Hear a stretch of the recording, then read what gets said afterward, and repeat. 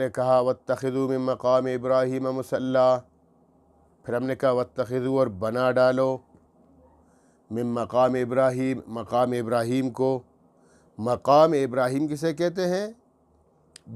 اس پتھر کو کہتے ہیں جو جنت سے جبرائیل علیہ السلام حضرت ابراہیم علیہ السلام کے لیے آئے تھے کہ خانہ کعبہ کی جب دیواریں اٹھا رہے تھے، جب دیواریں اونچی ہو گئی تو انہوں نے دعا کی اللہ سے کہ اے اللہ اب تو میرے ہاتھ نہیں پہنچتے ہیں، میں کیا کروں؟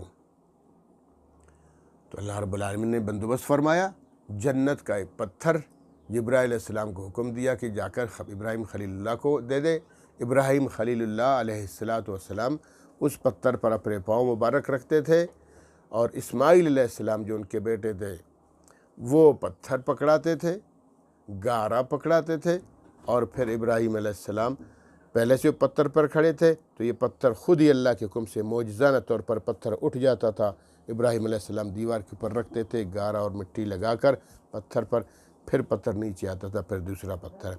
اس پتھر کا نام ہے مقام ابراہیم، اور وہ مقام ابراہیم خانہ کعبہ کے کونے میں ابھی بھی ہے۔ تو فرمایا واتخذوا من مقام ابراہیم مصلی، مقام ابراہیم کو مصلی بناؤ۔ جب طواف پورے کر چکو 7 طواف، اس کے بعد پھر تم لوگوں نے مقام ابراہیم پہ آ کر وہاں نماز پڑھنی ہے۔ اس نماز کے متعلق ہے کہ نماز 2 رکعت یہ واجب ہے۔ 7 طواف کے بعد 2 رکعت نفل پڑھنا، 2 رکعت نماز پڑھنا یہ واجب ہے، لیکن ان 2 رکعت کو مقام ابراہیم کے پیچھے پڑھنا یہ سنت ہے۔ اگر کسی سے رش کی وجہ سے وہاں نہ پڑھ سکے تو کہیں اور بھی پڑھ سکتا ہے۔